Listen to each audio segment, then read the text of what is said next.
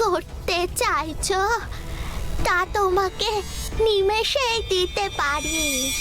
পারবে না গো বুড়িমা, আমার এখন যা করতে ইচ্ছে করছে তা পূরণ করার ক্ষমতা কারুর নেই, কারণ এখন তা হয়ই না। কে বলেছে হয় না? আমি তো জাদু জানি।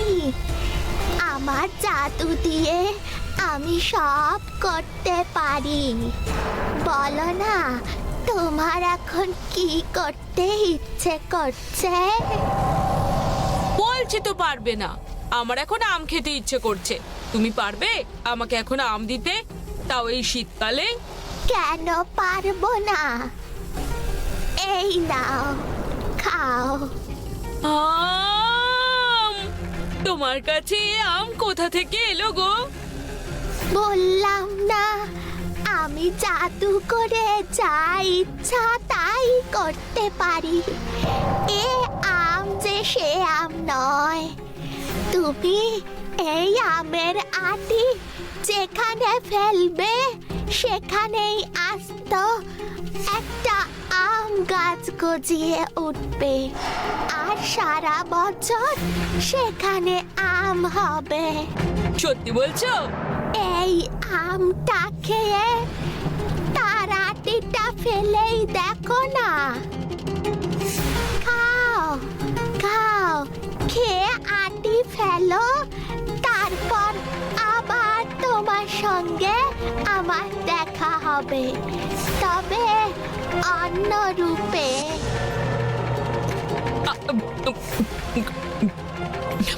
উম, সত্যি আমটা খুব মিষ্টি। কি মিষ্টি আম! আরে বাবা, এ তো আটি ফেলতে না ফেলতেই কাজ হয়ে গেল। এ কি, এরা কারা? ভোলা!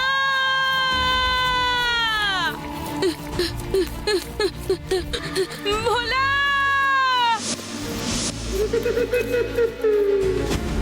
তুই আমাকে বাঁচালি ভাই। কিন্তু এসব কি? এগুলো কারা? আম রাক্ষস। আমি একটা বুড়ির দেওয়া আম খেলাম, সেই আমের আটি থেকে মুহূর্তে গাছ হয়ে গেল। সেই গাছ থেকে আম না নেমে নামলো এইসব আম রাক্ষস। সর্বনাশ! কে ছিল সেই বুড়ি? আমি জানি না, আমার খুব বড় ভুল। নন্দী, নন্দী, নন্দী! নন্দী তো মনে হয় অজ্ঞান হয়ে গেছে। আমার একে এক্ষুনি কবিরাজ মশাইয়ের কাছে নিয়ে যেতে হবে। আমাকে এখান থেকে নন্দীকে নিয়ে কবিরাজের কাছে যেতেই হবে, তাও যত তাড়াতাড়ি সম্ভব।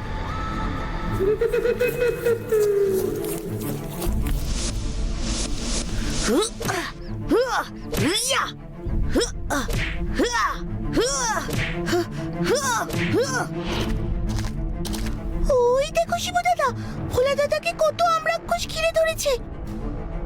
আমরাক্ষস তো গোটা গ্রামে ছেয়ে গেছে। ওর ভয় তো আমি জঙ্গলে যাচ্ছিলাম না, কিন্তু এখানে তো ভোলাকেও ওরা ঘিরে ধরেছে। এখন কি হবে?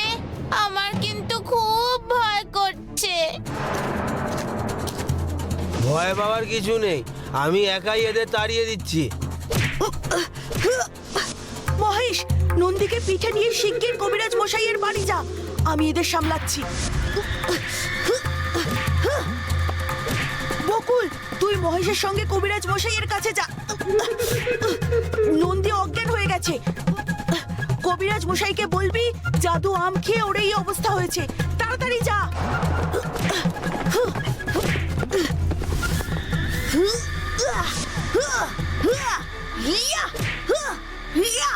তোরা যা, আর দেরি করিস না, নন্দীকে সুস্থ কর আগে।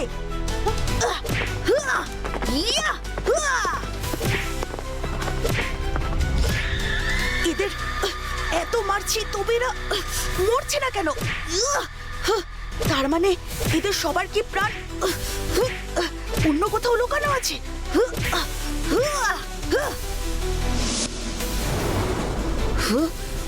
এই গাছ থেকেই তো এদের সবার জন্ম। তবে কি এই গাছ নষ্ট করলে তবেই?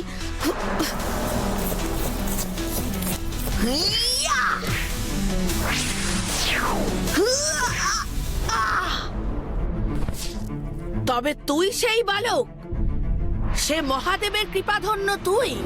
আজ সবার আগে আমি তোকেই শেষ করব। কি কবিরাজ মশাই, নন্দী দাদার শরীরটা এমন কালো হয়ে যাচ্ছে কেন?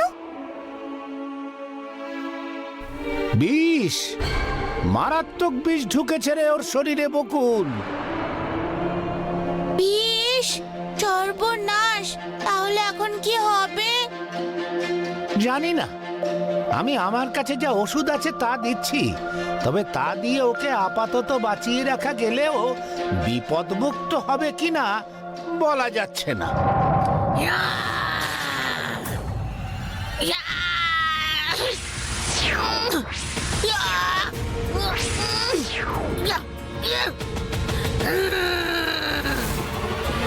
এবার তোকে আমি আছড়ে মেরে ফেলবো। তারপরেও যদি তুই না মরিস, আমার এই বিশাল দেহ আমি তোর ওপর চাপিয়ে দেব। তোকে তখন মরতেই হবে।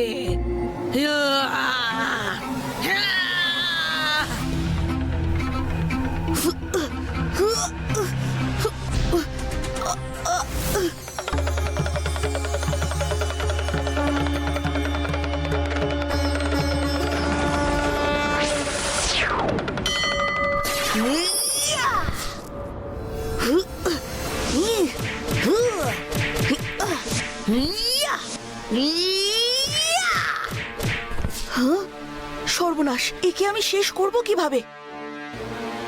তবে কি ওই জ্বলন্ত আঁটিতেই লুকিয়ে আছে এর এবং বাকি সবার প্রাণ? দেখতে হচ্ছে তো।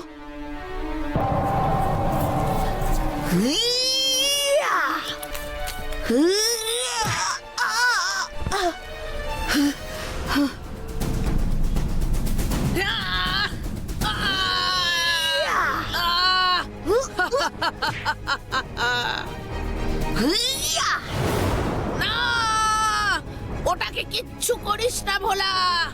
আমি তাহলে তোকে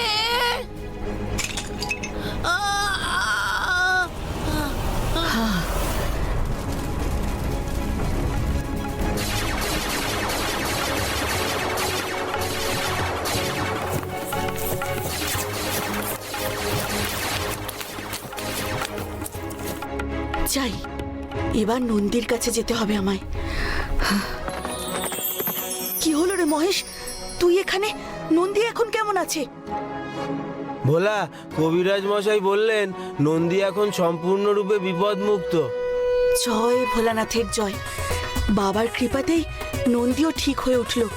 আবারও আমাদের কৈলাসপুর রক্ষা পেয়ে গেল। আজ আমরা পড়ব বিজ্ঞান। এই বিজ্ঞানের হাত ধরেই আমাদের মানুষের জীবনে অনেক পরিবর্তন আসতে চলেছে। সৃষ্টির আদিকাল থেকে এই বিজ্ঞান আমাদের সঙ্গে থাকলেও আমরা কিন্তু ক্রমে তা বুঝেছি এবং আবিষ্কার করেছি।